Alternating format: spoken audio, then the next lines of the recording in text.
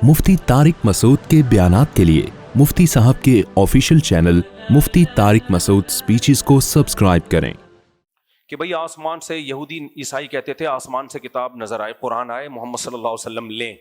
यहूदी कहते देखो तौरात हजरत ईसा अलैहिस्सलाम हजरत मूसा गए हैं ना, कोहे तूर पे लेके आ गए, तो कुरान भी ऐसा ही आ जाए।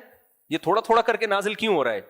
तो अल्लाह ने फरमाया, इसका दो जवाब दिए। एक तो सहाबा को तसल्ली दी कि इनके बेहुदा बातों पे तंग ना हुआ करो। वो बहुत ज्यादा तंग होते थे ना कि भाई ऐसा ही हो जाए, अल्लाह फिर ऐसे ही नाजिल कर दे। अल्लाह अपने तरीके से नाजिल कर रहा है थोड़ी थोड़ी करके। तो दलील से जो अल्लाह ने जवाब दिया वो ये कि ए नबी, इन यहूदियों से आप कहें कि ये तो अकेले मूसा अलैहिस्सलाम हैं जिनको डायरेक्ट तौरात मिल गई, और कितने पैगंबर पहले ऐसे गुजरे हैं जिनको तुम भी पैगंबर मानते हो, उन पर तो आसमान से थोड़ी थोड़ी करके वही नाजिल होती थी।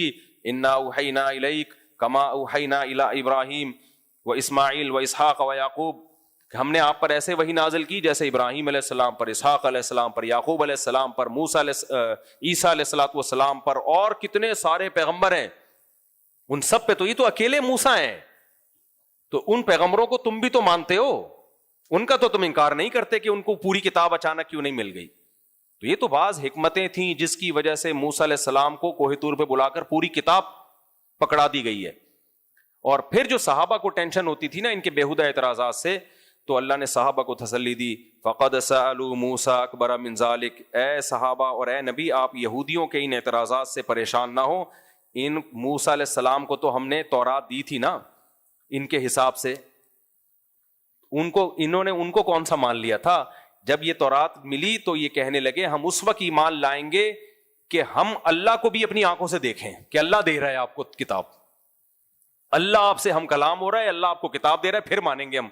तो ये इतने ढीठ लोग हैं। तो ये नहीं है कि ऐसे आसमान से किताब आ जाएगी तो ये सारे यहूदी दायरे इस्लाम में दाखिल हो जाएंगे। इनका मकसद इनकार करना है, जिद और हरधर्मी है। तो इनकार जिसने कसम खा ली हो तो वो तो कुछ ना कुछ मीखे निकालता रहेगा। तो आपको अपने काम में लगा रहना चाहिए, इनके बेहुदा एतराज़ात से परेशान नहीं होना चाहिए। इसमें हमें सबक क्या मिलता है? भाई अगर हम सीधे रास्ते पे चल रहे हैं तो हर एतराज करने वाले के एतराज को लिफ्ट नहीं करानी चाहिए, और इस खुशफहमी में नहीं रहना चाहिए कि इसको इस एतराज का जवाब मिल गया तो ये अब नहीं क्या, वो कुछ और निकाल के ले आएगा, वो कुछ और निकाल के ले आएगा। ये हमेशा से होता आ रहा है। और बहुत अहकाम में जबरदस्त जल्दी जल्दी में पेश कर देता हूँ। अल्लाह ताला ने इसमें खाने पीने में जो हलाल चीजें हैं ना, गोश्त में जो हलाल, उनका भी एक उसूल ज़ाब्ता बयान किया। आज यूरोप अमेरिका लोग जाते हैं, गैर मुस्लिम में सब छोड़ छाड़ देते हैं, जो आया खा लिया, बिस्मिल्लाह पढ़ के खा लो, सब हलाल है। ऐसा नहीं है भाई, बहुत बड़ी टेंशन है गैर मुस्लिमों में हलाल हराम की फिक्र। तब पाकिस्तान फिर हमें नेमत लगता है, वहां देखना पड़ता है हर चीज पे। तो अल्लाह ने फरमाया हुर्रिमत अलैकुमुल मैता, हर तरह का मुर्दार, अलिफ लाम का तर्जुमा बनेगा हर तरह का मुर्दार तुम पर हराम। जो जानवर अपनी मौत मर जाए, यानी जिसको ज़बाह ना किया जाए, वो सब क्या है? मुर्दार।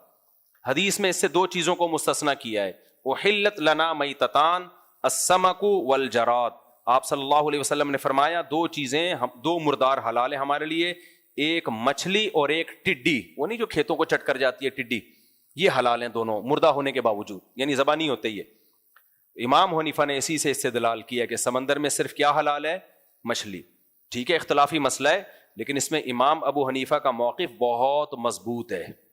आज लोग फौरन कह देते हैं कि केकड़ा हराम है, इसकी क्या दलील है? एक एक चीज को पकड़ के शरीयत नहीं बताएगी ये भी हराम है, ये भी हराम है, ये भी हराम है, ये भी हराम है। ऐसा थोड़ी है, उसूल और ज़ाब्ते बयान किए जाते हैं। और वो जो कुरान मजीद की आयत है उहिल्ल लकुम सईदुल बहर व तआमुहु, के समंदर का खाना और उसका शिकार तुम्हारे लिए हलाल है, उस आयत का सियाक़ो सबाक़ देखें आप। वो एहराम की पाबंदियों को बयान किया जा रहा है कि जब तुम एहराम की हालत में हो तो खुश्की का शिकार तुम्हारे लिए हराम है, समंदर का शिकार तुम्हारे लिए हलाल है। तो उसका मकसद ये नहीं है कि सब कुछ हलाल है, उसका मकसद है कि एहराम की पाबंदियों की वजह से जो शिकार हराम होता है उसका वो सिर्फ खुश्की के जानवरों पर उसका इतलाक होता है, समंदर और पानी के जानवरों पर उसका इतलाक नहीं होता। वरना अगर इस आयत का यह मतलब होता कि समंदर की हर मखलूक हलाल है, तो फिर सबसे बड़ा सवाल यह है कि सहाबा ताबीईन में कोई एक ज़ईफ रिवायत भी नहीं मिलती कि किसी सहाबी ने या ताबीई ने मछली के अलावा किसी चीज को खाया हो। کہیں بھی نہیں ملتی ہمیں. کسی حدیث میں نہیں ملتا کہ کسی صحابی نے کیکڑا کھایا ہو. حالانکہ وہ لوگ تو شکار پہ جاتے تھے, اور ویسے بھی عرب تو 3 طرف سے پانی میں ڈوبا ہوا ہے, جزیرہ ہے, جو پانی کے علاقے ہوتے ہیں وہاں تو بہت کھائی جاتی ہے مچھلی, تو ہمیں کہیں نہیں ملتا. تو یہ بہت بڑی دلیل ہے امام حنیفہ کی کہ سمندر کی صرف مچھلی حلال ہے. پھر وہ مچھلی ہو, بھلے ویل مچھلی ہو, وہ ایک نے پھینک دی لمبی کہ ویل مچھلی فقہ حنفی میں حرام ہے, اپنی طرف سے پھینکتا رہتا ہے بیٹھ کے, کوئی حرام نہیں ہے بھائی, خود ہی پھینکتا ہے کہ ویل مچھلی فقہ حنفی میں حرام ہے. پھر نیچے لوگوں نے اوپر نیگیٹو کمنٹس کیے ہوتے ہیں حنفیوں کو, دیکھو ابے تو پوچھ تو لو کسی حنفی عالم سے کہ حرام ہے بھی کہ نہیں ہے. جب مچھلی ہے تو کہاں سے حرام ہو گئی؟ منہ سے پھوٹ بھی رہے ہو مچھلی اور اس کو حرام بھی کہہ رہے ہو. تو مچھلی ہو تو ایک سوال تو یہ پیدا ہوتا ہے کہ اگر ہر قسم کی مخلوق حلال ہے تو پھر صحابہ نے سے ثابت کیوں نہیں ہے؟ دوسرا اس سے بھی بڑا سوال ہے کہ سمندر میں ایسا ایسا گند نکلتا ہے نا کہ وہ چائنا والوں کے علاوہ کوئی بھی نہیں کھا سکتا. پھر تو مگرمچھ بھی حلال ہوگا, پھر تو کچھوا بھی حلال ہوگا, مگرمچھ کے انڈے بھی حلال ہوں گے, کچھوے کے انڈے بھی حلال ہوں گے. آپ کہہ سکتے ہو کچھوا تو خشکی کا جانور ہے, تو میں خشکی کے کچھوے کی بات نہیں کر رہا, پانی کے کچھوے کی بات کر رہا ہوں. آپ کہہ سکتے ہو بھائی کچھوا پانی کے علاوہ باہر بھی رہتا ہے, مگرمچھ پانی کے علاوہ باہر بھی رہتا ہے. زیادہ ٹائم کچھوا اور مگرمچھ وہ پانی میں گزارتا ہے, تو ایسے باہر تو کیکڑا بھی آتا ہے. پھر تو پانی کی مخلوق اسے کہا جاتا ہے جو زیادہ ٹائم پانی میں گزارے, کم ٹائم پانی سے باہر. میں ابھی افریقہ 3 یا 4 چکر تھا, جنگلوں میں ہی رہا ہوں. میں مگرمچھوں کو صبح سے لے کے شام تک ترستا تھا کہ تھوڑا سا باہر نکلا تاکہ ہم بھی تیری زیارت کر لیں. بہت تھوڑے ٹائم کے لیے باہر آتے ہیں, زیادہ ٹائم یہ کس میں گزارتے ہیں؟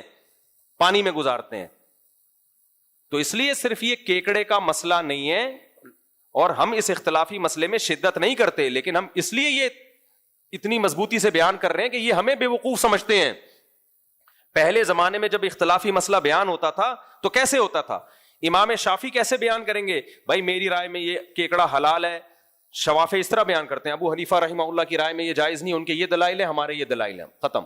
آج کیا کرتے ہیں یہ لوگ جو نئے نئے اسکالر آ رہے ہیں, مناظرے کے چیلنج, طنز, بدتمیزی, یہ اندھے مقلد ہیں, ان کے پاس دلائل نہیں ہے. ابھی وہ ایک قاری خلیل صاحب ہے نا, ان کا کلپ آیا کہ اتنا سخت لب و لہجہ اختیار کیا نا انہوں نے خواتین اور مردوں کی نماز میں فرق کے بارے میں. انہوں نے کہا میں قسم اٹھا کے کہتا ہوں حنفی لوگ جو عورتوں کو کہتے ہیں سمٹ کے نماز پڑھے, یہ اندھی تقلید میں کہتے ہیں. چلو ہم اندھی تقلید میں کر رہے ہیں, ابو حنیفہ کیوں قائل ہیں عورتیں سمٹ کے نماز پڑھیں؟ وہ بھی اندھی تقلید میں. امام شافعی کیوں قائل ہیں کہ عورتیں سمٹ کے نماز پڑھیں؟ وہ کس کی اندھی تقلید کر رہے ہیں؟ امام مالک جو مدینہ کے اتنے بڑے عالم جن کو آپ بھی مانتے ہو, تبع تابعین کے دور کے, کیا وہ بھی اندھی تقلید کر رہے ہیں؟ حالانکہ وہ بھی کس کے قائل ہیں عورتیں سمٹ کے نماز پڑھیں. امام احمد ابن حنبل جو امام بخاری کے استاذ ہیں, وہ بھی کس کے قائل ہیں عورتیں سمٹ کے نماز پڑھیں. یہ سارے اندھے مقلد تھے. ایک آپ ہی دنیا میں آئے ہو قرآن و سنت کو سمجھنے والے, اور پھر دلیل کیا دے رہے ہیں؟ وہ میرا کلپ چلا دینا ان کے ساتھ. مجھے قاری خلیل سے ذاتی بغض نہیں ہے, آپ اختلافی مسئلہ آپ کی اگر رائے ہے تمیز کے دائرے میں بھی بیان کر سکتے ہو, لیکن یہ لوگ ایسے بیان کرتے ہیں کہ قرآن و سنت ان پہ اترا ہے. باقی پوری امت ہزاروں سال سے صدیوں سے گھاس کھا رہی تھی, کسی کو قرآن و سنت سمجھ میں آیا ہی نہیں ہے, ان پہ نازل ہوا ہے. یہ ہے جو ہمیں سمجھائیں گے غلط مسئلہ اور اتنے کانفیڈنس کے ساتھ. اور دلیل کیا دی ہے؟ پہلے تو الزام لگائیے اندھے مقلد ہیں, اور دلیل کیا دے رہے ہیں کہ نبی صلی اللہ علیہ وسلم عورتوں کے بھی نبی تھے اور مردوں کے بھی نبی, تو جیسے نبی نے نماز پڑھی ہے عورتیں بھی ویسے ہی نماز پڑھے. دلیل سمجھ میں آئی؟ تو نبی نے تو سمٹ کے سجدہ نہیں کیا, تو عورتیں بھی سمٹ کے سجدہ نہیں کریں. قاری خلیل صاحب میرا آپ سے سوال یہ ہے کہ پھر حج بھی عورتیں ایسے کریں جیسے نبی نے کیا ہے؟ نبی عورتوں کے بھی پیغمبر ہیں, مردوں کے بھی ہیں, تو نبی نے تو زور سے لبیک کہا ہے. آپ کوئی صحیح حدیث دکھا دو جس میں عورت کو آہستہ لبیک کہنے کا حکم ہو, کوئی دکھا دو. آپ کہہ سکتے ہو عورت کی آواز کا پردہ ہے, اس پہ کوئی صحیح حدیث دکھا دو کہ عورت کی آواز کا پردہ ہے, ٹھیک ہے نا, ہم مان جائیں گے آپ کو. اس پہ بھی کوئی حدیث دکھا دو. دوسری بات یہ کہ نبی صلی اللہ علیہ وسلم صفا مروہ میں دوڑے ہیں, کوئی صحیح حدیث دکھاؤ جس میں نبی نے عورتوں کو صفا مروہ میں دوڑنے سے منع کیا ہو. ایک بھی حدیث نہیں ہے. حضرت عائشہ کے ایک قول ہے, وہ بھی ضعیف, اور وہ بھی تو حضرت عائشہ کا قول ہے نا, نبی کا حکم تھوڑی ہے. اور وہ بھی ضعیف سند ہے, حضرت عائشہ سے ثابت نہیں ہے, وہ صحیح سند سے نہیں ہے.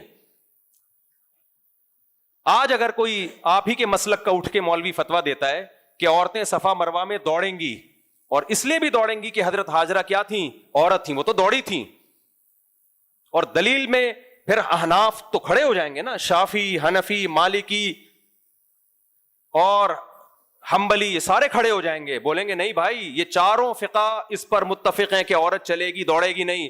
آپ کہو گے اصل میں یہ اندھی تقلید کر رہے ہیں, یہ نبی صلی اللہ علیہ وسلم کو صرف مردوں کا پیغمبر مانتے ہیں, عورتوں کا نہیں مانتے. تو کیا یہ آپ کی بات صحیح ہوگی؟ اگر صحیح ہوگی تو پھر آپ یہ فتویٰ دیں کہ عورتیں دوڑیں گی چلیں گی نہیں, اور ناصرالدین البانی نے تو دے بھی دیا فتویٰ کہ دوڑیں گی چلیں گی نہیں. تو ہم یہی کہیں گے میرے بھائی, ہر مسئلہ قرآن و حدیث میں صراحتاً مذکور نہیں ہوتا, بہت ساری چیزیں سینہ بسینہ تواتر سے چلی آتی ہیں, متفق علیہ ہوتی ہیں, ان کے خلاف جب تک کوئی حدیث نہیں ہوگی, بلکہ وہ حدیث بھی رد کر دی جائے گی, کیونکہ اجماع کی حجیت حدیث سے, حدیث کا حدیث ہونا ہمیں اجماع سے پتہ چلتا ہے, حدیث کی کتابوں کا برحق ہونا, اجماع سب سے مضبوط دلیل ہے, کیونکہ نبی نے فرمایا یہ امت گمراہی پہ کبھی جمع نہیں ہو سکتی. تو آپ نے تو مان لیا کہ امت گمراہی پہ جمع ہو گئی تھی. تو اس لیے میں فروعی مسائل میں شدت کا قائل نہیں ہوں, لیکن یہ لوگ اس طرح سے مسائل بیان کرتے ہیں کہ لوگ ہمیں نہیں, ہمیں بے وقوف سمجھ لو میرے بھائی, ہم جیسے سینکڑوں آئے سینکڑوں چلے جائیں گے, یہ بات ہم تک نہیں. میں خواتین کے سمٹ کے نماز کا قائل نہیں ہوں اکیلا, چاروں امام قائل ہیں جن کو پوری دنیا نے فالو کیا ہے. تو لوگ مجھے بے وقوف نہیں سمجھیں گے, لوگ کس کو بے وقوف سمجھیں گے؟ کہ امت گھاس کھا رہی تھی.